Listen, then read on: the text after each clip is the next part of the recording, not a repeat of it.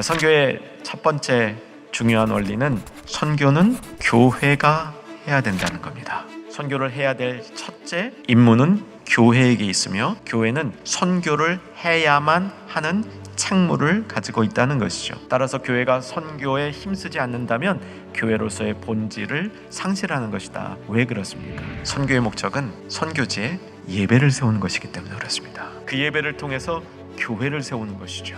제자 양육하는 거, 그 사회에 필요한 기관을 만들어 운영하는 거, 좋은 질의 교육을 제공하는 거, 여기서 끝나는 것이 아닙니다. 선교의 목적은 예배가 세워지는 것이죠. 예배가 세워져서 그 예배를 통해서 은혜 받는 사람들이 또 다른 제자로 증거되어서 교회가 든든하게 세워지는 것이 선교의 목적입니다. 그렇다면 교회는 교회가 세워야 됩니다. 교회가 교회를 낳습니다. 하나님의 일반 원칙은 교회가 교회를 낳도록 하셨다는 것이죠. 그래서 선교는 교회가 하는 것이다. 성경적인 결론이죠. 사도행전 13장 1절입니다. 처음 두 단어가 안디옥 교회에 이렇게 되어 있습니다. 안디옥 교회가 선교를 위해서 세움받은 교회라는 것이죠. 안디옥은 당시 로마 제국에서 세 번째 안에 들어가는 대도시 중에 대도시였고요.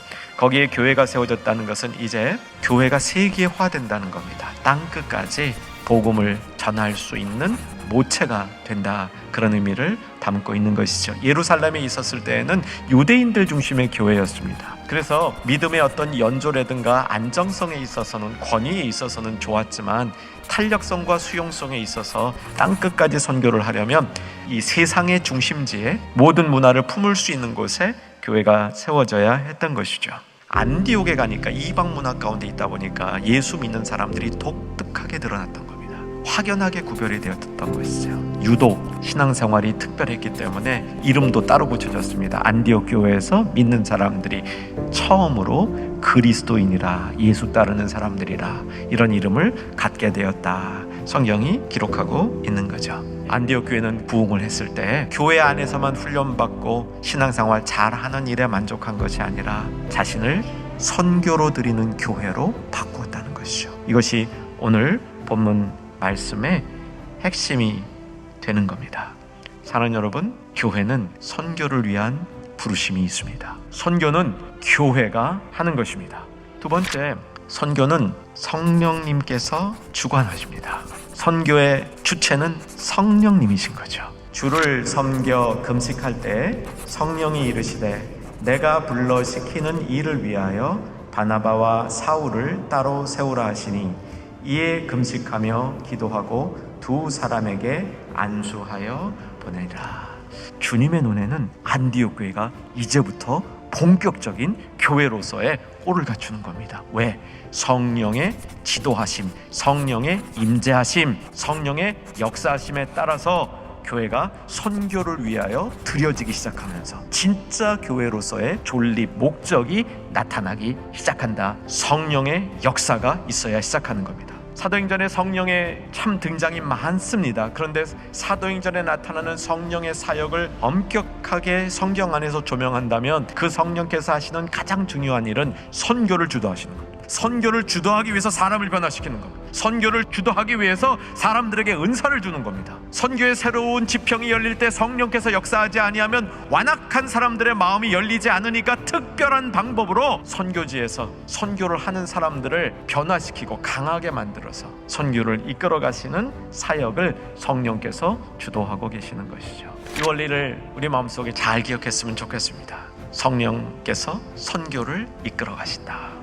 성령께서 불러시키시는 일이 무엇인지를 깨닫는 교회가 되기 위해서 깨어있는 성도들이 되어야 되는 것이죠. 오늘 본문에 보게 되면 이들이 성령의 인도하심을 갑자기 받은 게 아닙니다. 성령의 인도하심을 금식하며 기도하는 중에 주를 섬겨 예배죠. 성령의 인도하심을 받았다는 것이죠. 여기 금식이라는 것은 특별한 목적이 있어서 그 목적을 이루기 위해서 다 같이 모여서 기도하며 찾는 그 과정 중에 성령께서 인도하심을 보여주셨다는 겁니다. 그리고 그 성령께서 인도하심을 보여주셨을 때 3절 다시 보시면 이에 금식하며 기도하고 두 사람에게 안수하여 보내더라. 아주 깔끔하게 응답하는 모습입니다. 토를 안 달았습니다. 왜 이 두 사람입니까? 어디로 보내십니까? 뭐 하려고 보내십니까? 그러지 않았고요. 두 사람이 성령에 의해서 선택되는 순간 바로 안수하여서 이 두 분을 보냈다는 사실입니다. 성령께서 선교의 주인이십니다.